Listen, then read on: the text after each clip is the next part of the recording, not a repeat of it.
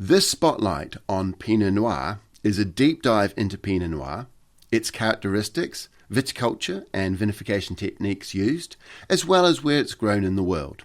The spotlight tightly follows the WSET Level 3 specification and pulls together information from across the entire textbook into one place. Before we jump into the spotlight, don't forget this podcast is only one tool available from 3050 to help you pass the Level 3 exam. We have some fantastic flashcards, including maps and questions that follow the textbook, exam questions, both multi-choice and short written answer, as well as multi-choice and short written answer questions that you can do at the end of each chapter. All are available to purchase internationally from our website, 3050.co.uk. That's ThirtyFifty, 3050.co.uk. Without further ado, let's get into the spotlight. Andrei Chalachev once said, "God made Cabernet Sauvignon, but the devil made Pinot Noir." What he meant by that is it's hard to grow, it prefers only really cooler climates, and it's difficult to extract aromas and tannins if you let the yields get higher. Now, Pinot Noir is a very old grape variety. And over its very long history, it's mutated numerous times to create all sorts of different clones or clonal variations of the grape. Some of those mutations have turned it grey, Pinot Gris. Some of those mutations have turned it white, Pinot Blanc. Whilst Pinot Gris and Pinot Blanc are technically just clonal variations of Pinot Noir, we do tend to call them their own grape variety now. Now, Pinot Noir is quite well adapted to being in cool climates. Along with Chardonnay, it's an early budding grape variety, which makes it suitable for cooler regions, but it does run the risk of frost in these cooler regions if you're not careful. It also ripens earlier, again making it suitable for cooler climates, and like many cooler climate grape varieties, it does tend to have higher levels of acidity. And if you try and grow it in too warm a region, you often land up with these jammy, unattractive flavours. Now, I did mention that Pinot Noir's got thin skins, and typically colour and tannins come from the skins. If you haven't got much skin material, it's hard to extract lots of tannins and colour. So typically you expect Pinot Noir to be low to medium tannins, not usually particularly dark in depth of colour, but as I said, it's often got high levels of acidity in there. Classic flavours for Pinot Noir, well, if you get it a little bit underripe, it can have this sort of unattractive cabbage, wet leaves type aroma. Typically, you're looking at more the red fruit spectrum. So you're looking at things like strawberries, raspberries, red cherries. Some of the riper ones, the Grand Crus from Burgundy and Central Otago, you can sometimes get into black cherry aromas. As they age, the more premium wines will develop these tertiary aromas, forest floor, mushroom. Whilst you might like the flavours, and a lot of people are big fans of Pinot Noir, thin skins give you a lighter coloured, lower tannin wine. It also makes the grapes a little bit prone to rot. And we said it makes it hard to extract colour and flavours from the skins, particularly if the yield's low. And it is a low yielding grape variety. And because of that, you don't really get the economies of scale that you often get with some of the more higher yielding grape varieties. That makes the wines quite expensive. Let's talk about the winemaking. Now, one thing about Pinot Noir winemaking is extraction, because thin skins, hard to extract lots of tannins from it. But if you want to make a decent structured wine, you need to get the extraction right. If you over-extract Pinot Noir, you tend to overpower the primary fruit, and you'll lose some of that elegance and purity of flavour that you can get with Pinot Noirs. Now, there's a range of methods of making wines. A lot of people will start out doing a sort of standard situation. They'll get the grapes, they'll de-stem them, they'll crush them, and then will probably do a pre-fermentation maceration. The idea here is to extract some colour and flavours from the skins. At this point, some premium producers may add whole bunches to this, and the whole bunches undergo carbonic maceration. It's not really a proper carbonic maceration like you see in Beaujolais, where in Beaujolais they'll do a carbonic maceration and you'll get these banana and bubblegum style of flavors. This is more like a modified semi-carbonic maceration where you've got lots of juice, some whole berries in there that are undergoing a little bit of carbonic maceration. The idea here is to hopefully increase the tannins and create wines that have got a little bit of fresher and fruitiness to the wines. Over time, though, those whole bunches that are in there being made for premium wines, they get punched down. You punch down the cap quite regularly, and that breaks up those grapes into the wines, and that carbonic maceration then stops. As I say, not everybody does whole bunches. Some people will just do the normal de-stem, crush, maybe pre-fermentation, maceration, fermentation, and then you're done. Quite often, to aid the extraction of colour and tannins, they'll often ferment Pinot Noir at a reasonably warm temperature, often above 30 degrees.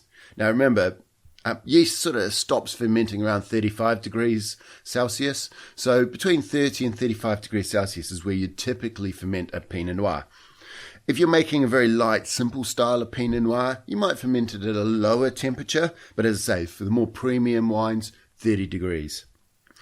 Typically, you don't do any post-fermentation maceration with Pinot Noir.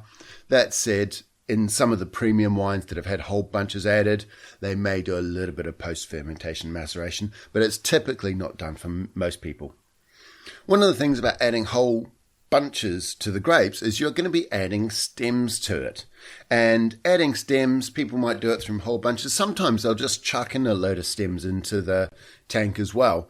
Now, normally you've got to be a little bit careful when you add stems to the grape must. And that's because stems are full of tannins. Now, if the stems aren't ripe, those tannins can be very astringent and not very pleasant at all. Whereas if the tannins are ripe, they'll give you nice, ripe tannins in your wines.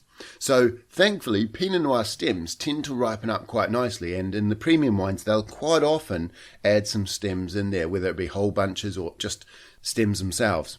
Some grape varieties, like Cabernet Sauvignon, for example, the stems never get ripe, so you always de-stem Cabernet Sauvignon before you chuck it into your tank. After the wine's been fermented, a lot of Pinot Noir does undergo a little bit of oak work. That could be in oak barrels for, say, 12 to 24 months. New oak can overpower Pinot Noir. It is a reasonably delicate wine. It's not a big bruiser of a wine like Shiraz or Cabernet Sauvignon. And new oak can just overpower those lovely fruity aromas. So what you tend to do is you might have a little bit of new oak in your mix, but usually you're looking for second or third year barrels just to give it that softer, more subtle oak influence. If we look at Pinot Noir around the world, well, obviously the first region most people start with is Burgundy. And the reason they start with Burgundy is because that's where the grape came from. And some of the best expressions of Pinot Noir come from Burgundy as well. In Burgundy, there's 5 parts. You've got Chablis right at the very top, which we won't mention because they don't grow Pinot Noir. You've got Côte d'Or, which is where some of the best Pinot Noirs in the world come from. And the Côte d'Or is just this hillside in Burgundy, very famous for Pinot Noirs and Chardonnays. As you come south along the Côte d'Or, where typically it's running southeast, so it gets lots of morning sun. As you follow it south, eventually it fades into Côte Chalonnaise. Now, Côte Chalonnaise is very similar. They grow a little bit of Pinot Noir in Côte Chalonnaise. Doesn't reach the high standards of Côte d'Or, but still quite nice Pinots. And then you get into Macon further south. Now, Macon is mainly Chardonnay. There's not really any Pinot Noir there. And the final region, the 5th region, is Beaujolais. Now, I'm going to say Beaujolais because a lot of people don't realize that Beaujolais is actually part of Burgundy. No one really wants to talk about it. But look it up, you'll find that Beaujolais is technically part of Burgundy. Let's get back to Côte d'Or. This is the most famous slope, and this is where most of the top Burgundies come from. Now, the Côte d'Or is divided up into 2 parts. You've got Côte de Beaune and Côte de Nuits. Côte de Nuits is at the top end, so if you think about it being a hillside running sort of southeast, at the top part, the northern, most eastern part, is Côte de Nuits. Côte de Nuits is probably the most famous for reds. I always think of Côte de Nuits as more reds than whites. And the other area, so the south and west of Côte de Nuits, is Côte de Beaune. Still on the same hill, but sort of separated into 2 parts. And Côte de Beaune is really, I think, of the best Chardonnays. It does make some Pinot Noir, but they tend to be a little bit fruitier. Côte de Nuits wines has got pretty much all of the Grand Crus except for one in it, and it makes the fullest Pinot Noirs. You'll hear villages such as Givry-Chambertin, Von Romane, Neuilly-Saint-Georges. These are all very famous villages in the Côte de Nuits, which is part of Côte d'Or. In the Côte de Beaune, also part of Côte d'Or, it's really well known for its Chardonnays. It does have one Grand Cru red village, but it's also more known for its fruitier, lighter reds. Côte d'Or is on a slope and it's sort of northeast facing. What happens is that slope is actually quite handy. You've got a lot of weather coming from the west, and effectively the weather comes on, hits the other side of the hill, and some of that rain may be dumped on it. You do get a reasonable amount of rain in Burgundy, so a lot of it does make it over the hill, but it also provides protection from the westerly winds. A lot of the wind in Burgundy tends to come from the west, and it's a cooling wind, so you can use that hillside to protect you from that wind. When you look at the hill, the higher parts of the hill is the most exposed to that westerly wind, so it's the coolest part of the hill. And the nice thing about being on a hill is you get rain and frost tends to just roll down the hill. So if you are in a region that's a little bit frost prone, and Burgundy is a little bit frost prone, being on a hill actually is really handy because the frost just flows down the hill. If you get rain, then the rain just runs down the hill as well. What that means is at the bottom of the hill, it's wetter. It's also, as the rain comes down, it causes erosion. So the soils at the bottom of the hill tend to be richer and wetter, whereas on the hill itself, they tend to be thinner and it tends to be drier. Now, if you're trying to make premium Pinot Noir, thin soils, reasonably dry, pretty good. Also, the middle of the hill is usually the warmest part as well. So quite often you'll find, if you look at a map of the Grand Crus, you'll find a lot of them are in that center part of the hill where it's warmer, the soils have got less nutrients, there's less rain there. It's a perfect place to ripen Pinot Noir. As we come further south, out of Côte d'Or, you get into Côte Chalonnaise. Now, Côte Chalonnaise produces red wines. It doesn't hit the high levels that you can get at Côte d'Or, and that's partly because it's higher altitude. It's actually a little bit higher, and because of the higher altitude, it's cooler, and because it's cooler, you find that the grapes ripen a little bit later. If you're up against the end of the growing season, that means the grapes can be a little bit less reliable. In a good year, you can produce some very good wines in Côte Chalonnaise, but you just find it's a little bit less reliable than, say, Côte d'Or. The only other French region that's quite famous for Pinot Noir is, of course, Champagne. We're not going to talk about fizz too much, other than say that it's obviously used for sparkling wines. And you know how we said it's quite well adapted to being cold because it's an early budder? Well, in Champagne, there's a region known as Val de Mar. And Val de Mar is actually really frost prone. And they tend not to grow Pinot Noir there because it buds just too early for that area. It would get hit by frost all the time. So they tend to grow the later budding Meunier there, which means it can avoid some of those hard frosts that you get in the region. In Europe, there's no real other region that has a particular reputation for Pinot Noir. In Spain, they grow it as a blending agent for cava. In Austria, they don't necessarily grow it, but they grow a grape a lot like it. Saint Laurent, I always think of Saint Laurent as being a Pinot Noir lookalike, so in Austria they do grow that. The only real region that has a reputation for Pinot Noir is Germany. And really in Germany, it's too cool in most places for it, so it's only in those southern regions of Germany, Pfalz and Baden, that you see Pinot Noir growing.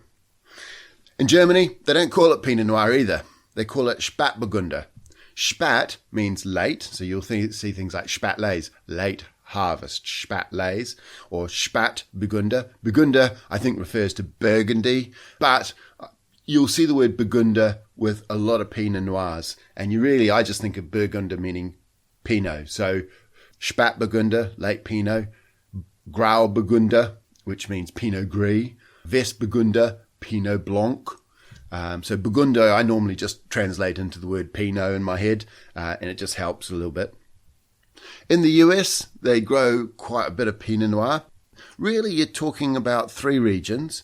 You've got Oregon, California, which are really managed to grow Pinot Noir because of the cool currents that run down the side of the west coast of America, the California current, if you like. But there's also a little bit of Pinot Noir in New York's Finger Lakes district, and New York's Finger Lake District is quite far north, so it's getting the coldness from just being quite cold. And as a result, it can grow Pinot Noir quite well. Looking at Oregon, which is just above California. So if you think of America, you've got Washington State at the top, then you've got Oregon, and then you've got California. The main region for growing grapes in Oregon is Willamette Valley, and that's cooled by ocean breezes off the Pacific Ocean. Here, Pinot Noir is a definite dominant red grape in there, and it has an international reputation for it. The wines tend to be ripe, red fruits, maybe hints of cinnamon and spice getting in there. And they also tend to have quite high levels of alcohol. To grow Pinot Noir in California, you are really looking for something that gives you the coolness. And usually in California, they don't tend to grow Pinot up high altitude, so you're normally looking for coolness coming from ocean currents and ocean breezes to give you that coolness. So in Sonoma, there's a famous region known as Russian River that has morning fogs that work its way in and get Russian River nice and cold so they can grow Pinot Noir. Santa Barbara at the bottom of California also grows a bit of Pinot Noir in the Santa Maria Valley. And Los Caneros, which is in Napa Valley. You don't really think of Napa Valley as being Pinot Noir country. Well, Los Caneros sort of spans Napa Valley and Sonoma County. It's got a foot on each side of the counties, if you like. But Los Caneros gets a lot of morning fogs as well.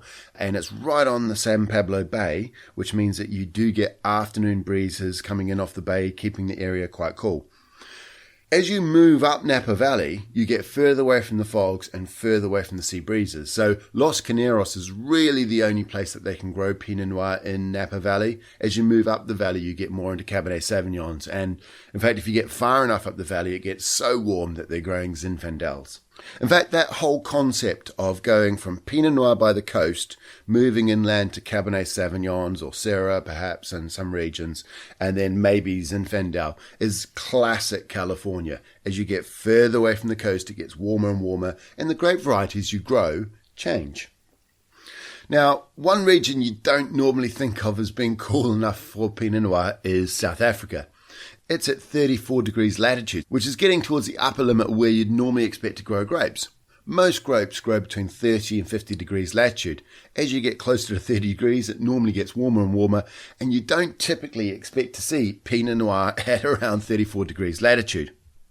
But there are a couple of districts that do grow Pinot Noir. The key thing is you've got to get that coolness again, and usually you're getting by the coast. So as you come out of Cape Town and you follow the coastal road to the sort of southeast of Cape Town, you're going along the coast and you find you've got a couple of things going on.